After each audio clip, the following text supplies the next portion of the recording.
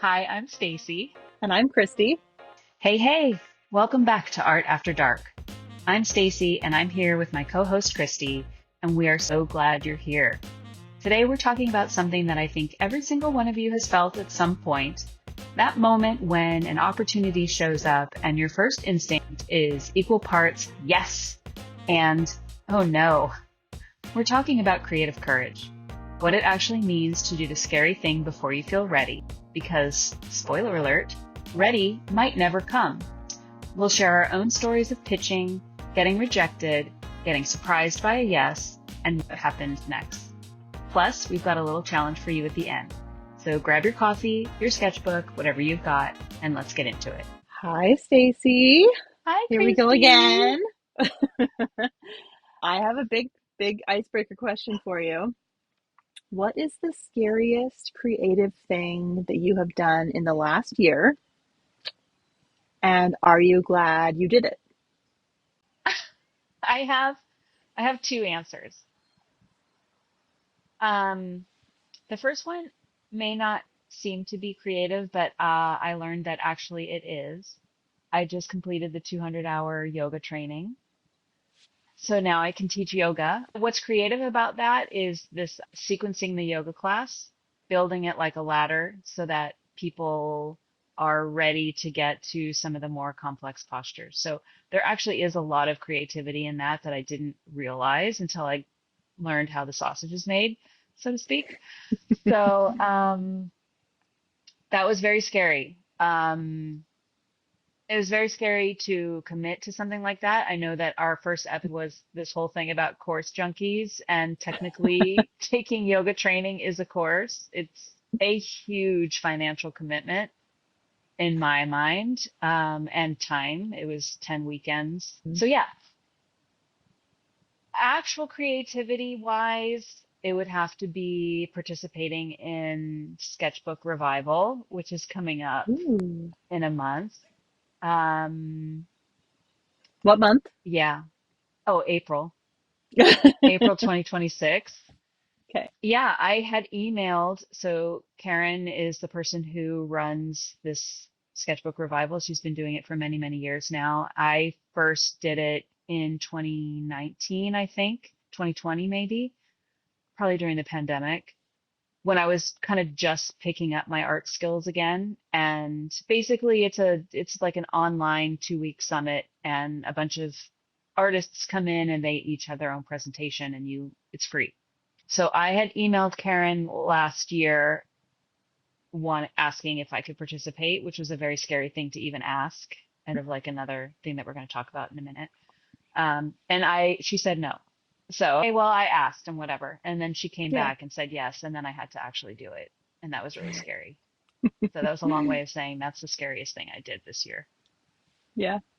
is participate in that. What about you? Cool. I was thinking about this, and actually, well, first of all, I don't know if you're going to count this as the year, but I think it does. So I taught at this conference, in-person conference called Craftication, Yeah, which definitely happens, counts. okay, it happens every year well, I think it happens every year in Ventura, California.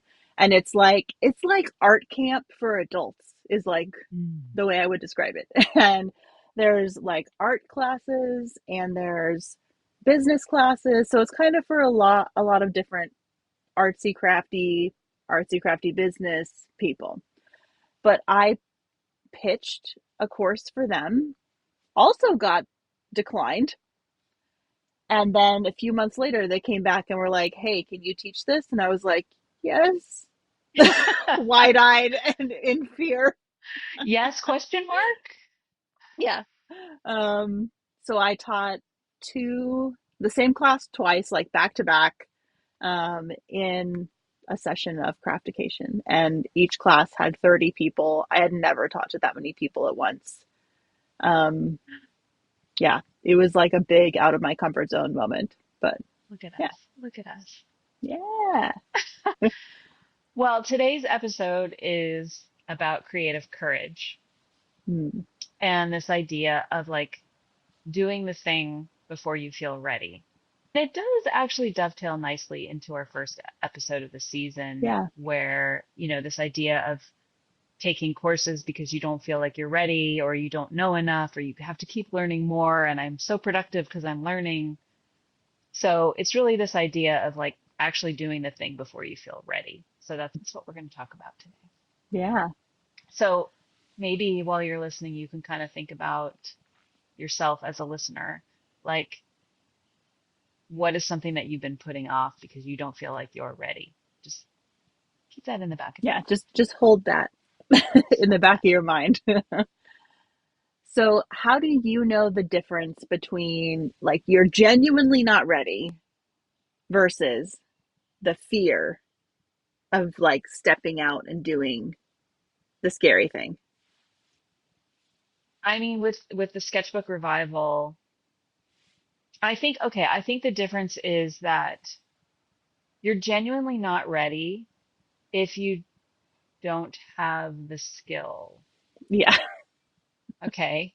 And skill can be defined in a number of ways, but you in your heart have the skill. Yeah. Like I can tell you 100% right now, I am not going to be teaching people how to draw figures. I don't have Right. that skill. Yeah. Me I neither. just don't. However, could I teach people how to paint fruit using gouache? Absolutely. Am I Yeah. terrified to do that and have it be emailed to 170,000 people? 100% I'm terrified. Yeah. Don't So think that's about the that difference. number. No, it's a number. It's a number. So yeah, so I think the difference is like if you don't have the skill,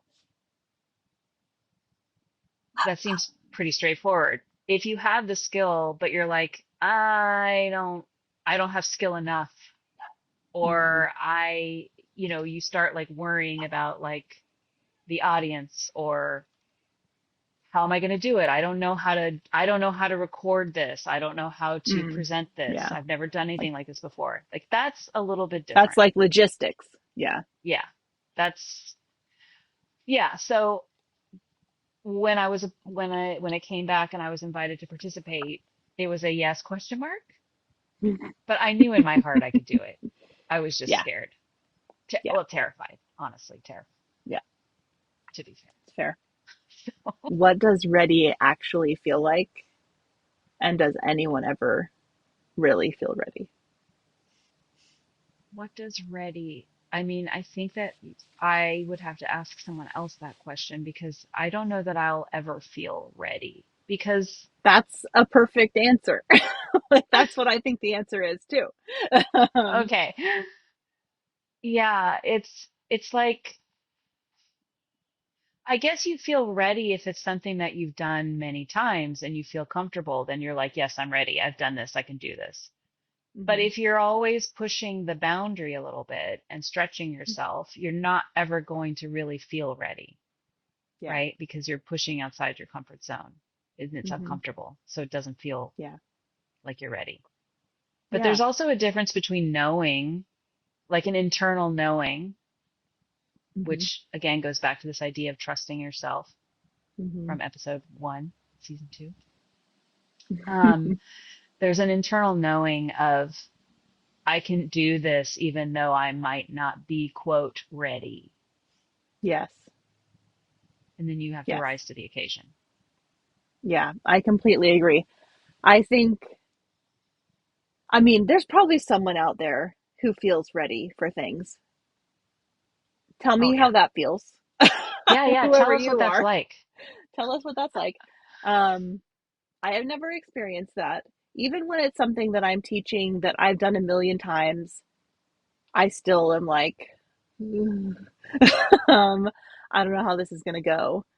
So I agree. Like, I never feel ready. I think the feeling that changes within me, though, is that I might not feel totally ready, but I know I can do it. Mm-hmm. I know it's going to be kind of challenging, but I know I can do the thing. And so Mm-hmm. that's like, it's like a tiny difference, but it does feel different to me that I know I'm never just going to wake up and be like, yeah, I got this. Like, no. Um, but I don't have as much fear and as much worry because I know I can do it. Yeah. Yeah. Yeah. It's a scary thing. I mean, obviously, our brains are sort of wired for protection. Hmm. And so anything that is, yeah, we're not being chased by tigers, but anything that makes us uncomfortable can create the same response physically Hmm. and mentally. Hmm.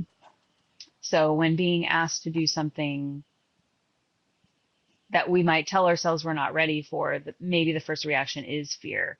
But Yeah. you have to, there's a book. There's a book. It's called Feel the Fear and Do It Anyway.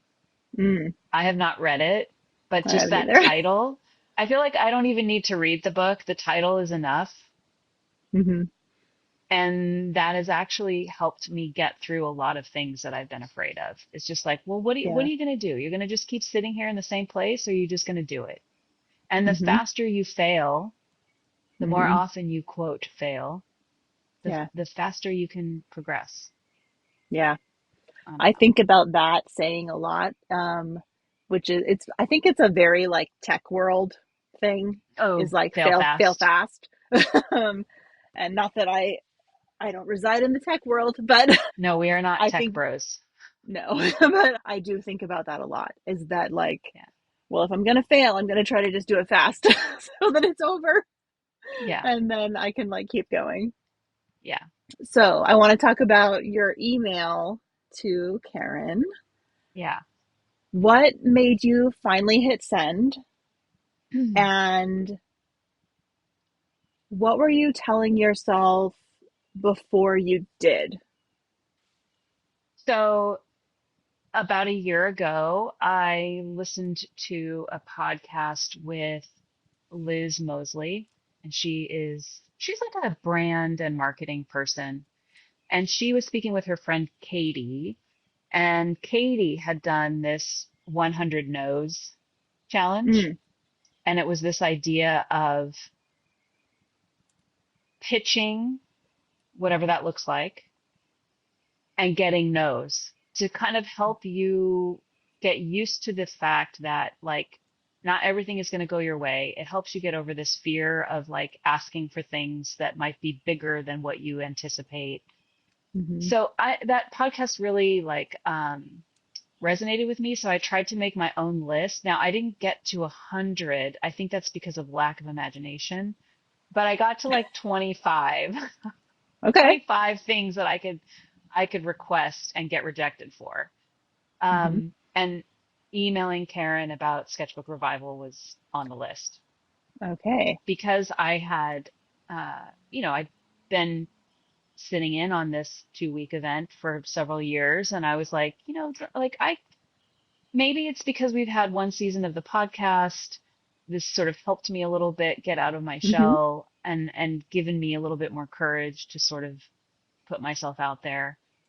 I just thought this is definitely I'm just going to email her. So when I wrote the email, it was basically like, I've been doing this for 2 weeks now every year since this. It was part of my quest, not journey, to come back to making art, and it would be really meaningful to participate. I've never done anything like this before, so just to be upfront about it. Hmm. And I got, a thank you, a very polite thank you, but no. So I was like, okay, Hmm. check one of my 100 Yeah. no's. And I didn't think anything of it. I mean, it was very scary, but then once you hit send, it's out of your hands, Yeah. it's done. Yeah. So I imagine my surprise when I got an email several months later inviting me to participate. Yeah. I But don't so know when you why, got but that, but when you got that no, it sounds like you were just kind of like, okay, carry on. yeah. Yeah, Yeah.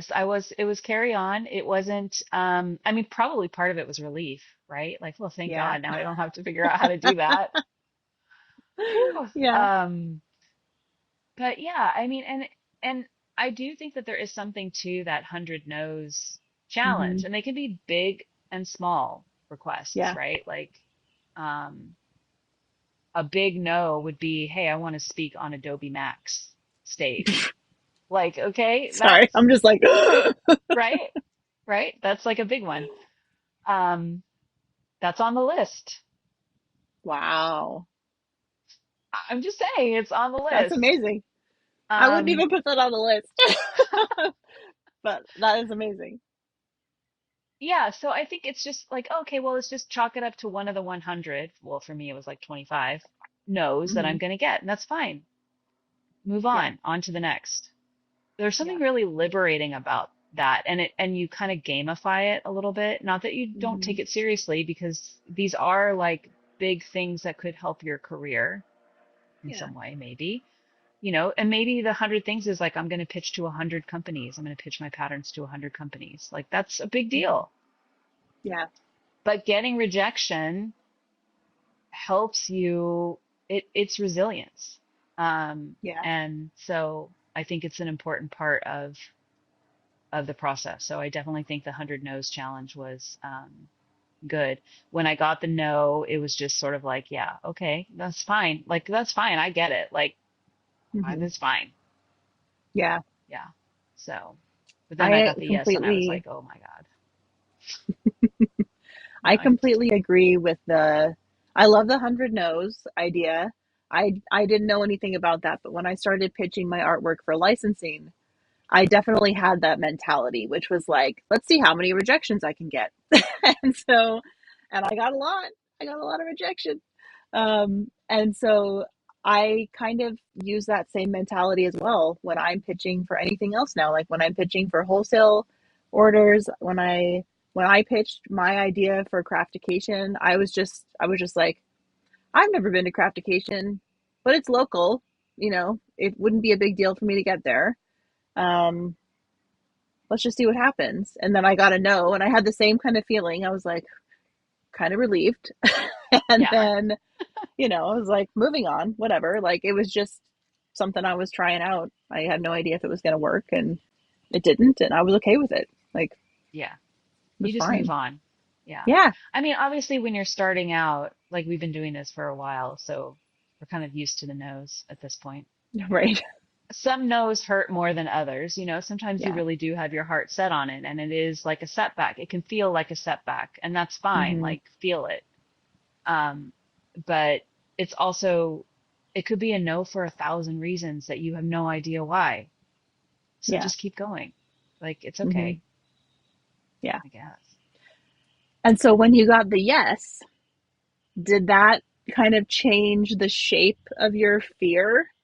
Um, Yes, it because got now you bigger. actually, yeah, now you actually had to do the thing, right? So, like, what happened Yeah. then? I mean, at first I didn't think I was reading the email correctly. I mean, I really was like, is this for real? Like, is she actually inviting me to do this? Okay. And then I saw somewhere in there like a preliminary list of other artists who are participating, and then I was like, oh no, no, no, no, no. I can't be part of this. Like, there's no way. Like artists that I have followed and learned from myself, Hmm. paid for some of their courses, Hmm. subscribed to on their YouTube. Like, Hmm. I was like, oh God, like I don't belong here, like at all. So there's that imposter syndrome. And then it was like, oh shit, how do I do this? What does this even look Hmm. like? Hmm. Yeah, it was a real it was a real big learning curve. I've never done anything like that before. I mean, Hmm. I've never taught anyone how to paint with gouache. I just paint with gouache. And my Yeah. thing was like, I mean, I did feel very fortunate that Karen had created this incredible list of like topic ideas or materials, and you basically just fill in like what you want to do. And there was one for gouache, so I was like, yes.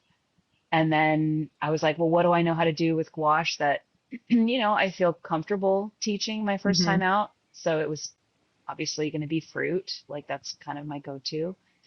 So it was like finding ways to make it easier. It was like finding that doorway in, you know. Yeah. But I had never done anything like that before, like teaching Hmm. painting. Yeah. So, yeah, yeah, the fear definitely got bigger. Yeah, Mm, yeah. What about you when you had to go teach? Because you had never taught anything. I mean, this isn't even in person. This is just overhead camera instructional Mm, video. Like you teaching in yeah. person is a whole level, different level of dynamic. Yeah. I was very worried. Mm. Because at this point, like, I had done a few, like, I had done a free class that I had run, 1 year learning how to block print. I have a Skillshare class where I taught. So I had taught, online and done that before, but never in person. And I think the one good thing is my day job, we have interns most years. And so I've had to teach interns, over the years and kind of have learned some things from doing that, right? Like how to explain kind of complex things. And so I basically just tried to like take everything I knew up to that point, and I thought a lot about what classes have I taken in real life and what did those teachers do, and the Mhm. things they did that I liked and the things they did that I did not like, and just Yeah. kind of tried to pull all that information together. And then I also like worked with an AI chatbot at that point to like, can you help me like figure out the order of how I should do this and give me some tips on teaching. I also, at the time, I was in a group where there were two people who used to teach like elementary school art, and I like picked their brains. I was like, okay, this is what I'm doing. I've never done this. Can you just like give me as many tips as you possibly can? So I reached out to like the network I had available to me. I thought about my own experience, and then I used AI to like help me figure it out. And I still like stepped into that class like being really worried about how this was going to go. But I was like upfront with them too. When I like got to the class, I was like, this is the biggest class I've ever taught in real life, and like let's see how it goes. Yeah. And Yeah. I think, just approaching it from that point of view, and like luckily all the people, I think the people who go to craftication, they're like pretty good with their hands, right? They all like make stuff. So there's like a bar that's already kind of reached, and it made it Hmm. easier, and everybody was pretty, they're all in a good mood. And so Yeah. they've paid, it's not like they've paid for like just my class. They've paid to attend this whole entire thing. And so even if they don't like my class, it's not going to ruin their whole experience. Um, Hmm. but I got a lot of great feedback, and it was really fun. And, like this year, it kind of gave me the confidence to, I'm teaching a monthly block printing class at a local fabric store this year. And I would have never said yes to that had I not done this other class, because now this fabric store thing, it's like 8 people. Like it feels so low stakes and so much easier Yeah. because, I did the other class.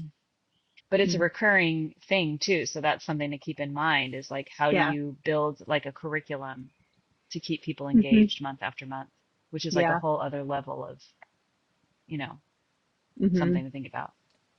Yeah. And I did think a lot about, I kind of talked to them about what skills they are hoping to build. Hmm. And that was really helpful. So I'm kind of making every month is like building on the month previous. And, the goal for them by the end of the year is that they want to create like an interconnected block print that actually creates a pattern. Um, and we'll get there. Exciting. Do you think that creative courage is like a characteristic or like a trait, or is it like a muscle that you can build and strengthen? I 100% think it's a muscle. I think you have to practice it to feel it less intensely. And Yeah. so, or even just to like strengthen it and build it up. And you can start small. Like I'd say the first big, at least in my like block printing teaching, the first block in that whole thing was I decided I wanted to teach an online class that I was going to give away for free, how to make a block print Valentine. And that taught me so much. Like it taught me about how to like create the class and how to make the videos and all that. And it felt, because I was giving it away for free, it felt low stakes. Like Yeah. if people didn't like it, it was like, well, you didn't pay for this. So Shut like up. Shut up. it's gonna be fine. like like if you don't like it, then just walk away. And so Yeah, exactly. um yeah, so that was like a very low stakes. Like it was high stake, it felt high stakes to me because it was a big time investment and it was a huge learning curve for me. But I knew that it was like this thing that I wanted to do to kind of move on to other things. And making it free made it really, approachable. Um, and I think that you don't have to do something that big, to like work that muscle out. It can be much smaller. It can be like I write a blog post about how I did a thing and like Yeah. maybe nobody reads it, but you like put the information out there. Yeah. Um, or you send an email to like your email list or whatever it is, but it doesn't have to be a big thing. But the more times you do the thing that makes you feel a little bit ooh, then the less you'll have those feelings in the future. Yeah, it's like this idea, I think, you learn about like your circle of your comfort zone and you're like in Mm-hmm. it, and then you just barely move yourself outside that circle of comfort Mm-hmm. and you do that slightly uncomfortable thing and then your circle gets a little bit bigger and you keep Mm-hmm. just moving yourself. You don't go from like the center of the circle to the North Pole. Like Yeah. that's too far. I mean, for Yeah. You some got like people one that toe out. yes, for some people maybe going that far out of your comfort zone is a good thing. Mm-hmm. That would not work for me. Like I Yeah. have to just sort of push the edge a little bit. And then the more you push the edge, I think the more you can take those bigger leaps because you've already proven to yourself that you do these things that are uncomfortable. And if they're not successful, in quotes, you still learn from that. So you have that knowledge with you as you approach this next thing that's further outside your comfort zone. So yeah, I definitely feel like um, this idea of creative courage is something that it's not like a personality thing. It's definitely a muscle that you have to build Yeah. and strength train and keep working on it Mm-hmm. to get yourself to those places that are a little bit scary, but then eventually don't become scary. Even just thinking about this podcast, the idea of Yeah. season one was absolutely terrifying. And Yeah. now I'm just like, what are we talking about today? Yeah. Let's do it. Exactly. Yeah. I think So, the podcast is actually such a good example of this for both of us. And it's also for me, it's been this like idea of practicing like being on camera with you, talking with somebody, which it's not like it's hard for us to have a conversation, but it's something you have to practice, like so yeah, that you actually create something in the end that people, want to listen to, that's valuable, that is helpful, which is our goal in this whole thing, right? Is to create a space where people feel seen and understood and with community. yeah, Yeah, the podcast has definitely taught me so many things in a similar vein to the courses. yeah. Yeah. And I don't think that I think my fear would have been significantly greater to do this thing with Sketchbook Revival if I had not already been doing this podcast with you Hmm. for a year, you know? Yeah. Um, so these actions like compound and they build Hmm. your resilience and your ability to push beyond your comfort zone and trust that you're gonna do it. You're gonna be fine. You're probably gonna be better than fine. Yeah. Yeah. Do you think that accountability is helpful when it comes to these kind of getting out of your comfort zone moments? Like, do you tell people when you're going to do something scary?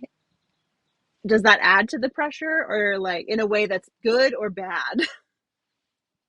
I mean, I tell you, Yeah. I don't know that I would announce it to the general public. However, Mm-hmm. if I commit to something, I'm like, I've made this analogy in my life before, but like I'm literally the one that's organizing the pillows on the Titanic while it's sinking. Like I'm committed. If I say I'm going to do something, I do it. So I'm very careful Mm-hmm. about the things I say I'm going to do because Mm-hmm. I don't I don't back down once I commit. But Mm-hmm. also like saying yes to Karen, I said immediately yes because I did not want to give myself the opportunity Mm. to freak myself out and say no because I knew Yeah, it or was talk something I yourself needed to out of it. do. Yeah, I knew it was a challenge worth taking personally, but also I felt like my own vulnerability is something that could help people in that Mm-hmm. format. So like I'm basically it's like a gouache 101. I'm teaching people how to paint a sketchbook spread using gouache and we paint fruit. This is very low stakes. Like this is not Yeah. life or death, but it still Yeah. makes me nervous and I feel like I can bring that and share that with someone. Um, yes, I definitely think accountability is helpful. I don't do well if I'm just holding myself accountable. I'll come up with 101 reasons why not to. So I do need accountability, which is how we got Mm-hmm. where we are, is by having each other as accountability buddies. Yeah. So saying yes to Karen immediately was like, yes, I'm doing this. I needed to say yes right away so that I wouldn't back out. Mm-hmm. Um, I only told a few people because I was scared. Like I didn't know how it was going to turn Yeah. out. And I'm even scared talking about it now and sharing it because what if people don't like it? What if it's not good? What if it's, obvious that I'm an amateur? Like, I don't know. But the accountability does help me personally. I do require that Mm-hmm. for sure. Yeah. Yeah, I'm the Yeah. same. In like all aspects of my life, like having somebody that I've told who I don't want the person I'm doing this accountability thing to be like, like a crazy coach, like pushing me, but like Yeah. somebody who will just say, "Hey, how's that thing going that you said you were gonna do?" I'm like, it's not great, or good. It's just good to have somebody to check in with you, um, Yeah. and see how it's going, and then somebody to like, answer your questions or say, "This is the thing that's holding me up," and they might not have an answer for you, but they can just say, "I've experienced that before. This is what I did. Maybe it's helpful, maybe it's not, but like." It's Yeah. always helpful to have somebody to hold you accountable, I think. I think so. Yeah. Yeah. There's this book by Gretchen Rubin. It's called The Four Tendencies.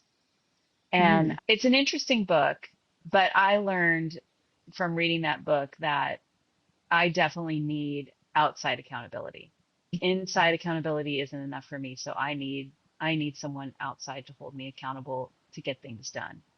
And it's an interesting. I recommend the book. I mean, she has another book too about habits that's really good. It helps you learn a little bit more about yourself, and I think that knowing that, oh yeah, I really do require someone outside to help me hmm stay on track. Yeah.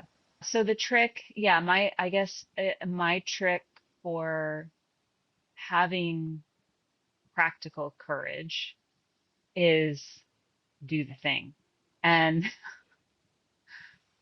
this might sound bad, but it is a little bit of a blackout moment. Like you just have to do it. hmm You just have to do it. You have to hit send, you have to type that email, you have to make that phone call. I will say one thing that Bonnie has talked about is this idea of 10 seconds of courage. hmm It is true. It is Yeah. literally true. You need 10 seconds of courage, 10 seconds.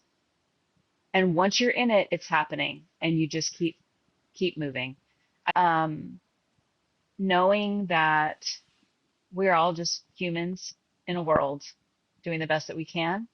Yeah. Whoever this person is on the other end that's receiving whatever it is you're asking or saying yes or no to, it's just a conversation with another human being. And Hmm. and to not take it so personally, which I know is hard because these are things that we obviously care about. Yeah. And a rejection isn't a rejection of you personally, 101 different things why it's happening. So I think Yeah. that idea of having 10 seconds of courage and knowing that whatever it is, you've gotten this far in your life and you're still here, you're gonna be okay. You're gonna figure it Yeah. out, you Yeah. know? Yeah. So what about you? What is your trick for I practical courage? I think that just taking the action is like the perfect answer, because when you take the action quickly, it's like you don't give yourself time to start overthinking and making things too complicated. We've talked about fail fast, and even if it doesn't go well, at least you'll figure that out quickly. And so, um, yeah, I think just doing the thing and not giving yourself time to talk yourself out of it, because Yeah. that's your fear, that's your imposter syndrome, that's all of those things that are going to like bring you down. um yeah, do the thing. And also, like, how many times do we build something up in our mind and then we look back and we're like, oh, that actually was like not even a big deal. It was like Yeah. not a big deal. Um, Hmm. yeah. So Yeah. it's just something to consider. Like, it feels really big in the moment, but actually it's just one small step that leads to everything else. Yeah. So if it doesn't go well, what Hmm. is one thing that you do to sort of like recover? Like, if you do Hmm. get a no, or maybe you quote fail, or something doesn't turn out how you had expected, like if you had done your live class and everyone went wild and nothing worked, like how do you sort of recover? Like, what do you do to recover? I take time, like take time and not think about it, right? Like just do something else that I enjoy, like whether that's like taking a walk or going to the beach or whatever it is, like just trying to like detach myself from the thing. And then when I feel ready, I like to go back and like kind of, do like a debrief of Mm, the thing that happened and think about, you know, what there must have been something that went well. Even if it felt like the whole thing didn't go well, there was at least one thing that did. yeah, So think about the good thing and then think about the things that didn't go well. And if this is something you want to continue pursuing, what can you do next time for it to go better? Um, yeah. and I feel like I do that still, like every time, this monthly class I'm teaching, after every week, after every month, I've so far, which is only 2 months, um, I still think about what went well and what am I going to learn for next time. And so far, every month, there's something that I change slightly to make it a little bit better. And Yeah. by the end of the year, I'll probably, I hope I'll feel like really confident in teaching, to a small group in real life. Which was kind of one of my goals, was to like get more comfortable with that. And for me, like the big goal was I just wanted to feel a stronger sense of community in real life. And this opportunity came up. And so I was like, I did the same thing where the person who owns the store asked me if I wanted to do this thing, and I just said yes. And then afterwards I was like, how am I going to do this? And so Yeah. but I did that same thing that we've already talked about. Just say yes and then think about how to do it and try to be like strategic and methodical to get yourself through. Yeah. Figure it out as you go. Like, Hmm. yeah, I agree. I usually need to take a step away and focus on something that I either feel good at or feel good about doing, and then Hmm. come back and reevaluate and figure out what can be done differently And maybe Yeah. there's nothing. Maybe you're like, well, I did. I Yeah. gave it everything and it didn't work. And it's like, okay, then that's just not, you just move on. Hmm. You have to like be able to pick yourself up and Hmm. keep going because Yeah. otherwise, otherwise it just stops. You just, it Yeah. doesn't work. You have to keep Yeah. going or you don't. Those are your options, you know? Hmm. Yeah. So for our listeners and viewers, as we sort of wrap up this conversation, what what is one brave action that they can maybe do or that you can offer for them to do this week if they're feeling like they are lacking sort of some of this courage or there's something that they want to do but they're afraid or something's holding them back? What would you say? I mean, I think what you said earlier about the 10 seconds of courage, that's really all it takes. And when you boil it down to that, it feels doable, right? And 10 seconds, like, it's not You can do much. anything for 10 seconds. Exactly, pretty much. You can Pretty even not much. breathe for 10 seconds. You Um, can. so, And sometimes it feels uh, like that. right? So, I mean, just think about it with from through that lens, right? That you can do the thing, the tiny thing this week, this month, whatever. Um, no matter how ready or not ready you feel, you can do that tiny thing. Yeah, I agree. Send the email, make Hmm. the phone call. Yep. What is the smallest step you can take? Do that thing. Yeah. And the more you do that thing, the more courage and confidence you're going to Hmm. gain. Yeah. The only Because it's a way, muscle. the only way through it is to do it. Yeah. The only way through it is the only way to do it. No, What is the phrase? forget it. Don't know. It's gone. The only way around it is through it. I don't know. Don't come to us for Uh, this advice. don't. We don't know. Yeah. We don't come to us for like Um, quippy. yeah, okay. All jokes aside. Um, we would love it if in the comments you would share with us Mm, what is the one brave act of courage you're going to do this week. yes. I would love to see what you all have to say about that. Yes. And because I don't want to make you do it yourself, I want to tell everybody to go and sign up for Sketchbook Revival. Oh, Watch Stacie's class. it's You're going free. to love it. It's free. It's free. Um, It's 100% free. yeah, it's 100% free. So if you don't like it, it was free. If you don't like it, So it's free. I don't want to hear it. yeah. But if you liked it, tell her. That would be nice. Yeah. Yes. Yes. So Thank you, Kristi. definitely do that. Yeah. All right. Another Okay. episode done. Thanks so much for listening to Art After Dark. If you connected with today's episode, we'd love for you to subscribe and share it with a friend who's on their own creative quest. And if you want to follow along with our work, you'll find all the links in the show notes. Until next time, keep creating, and we'll see you after dark.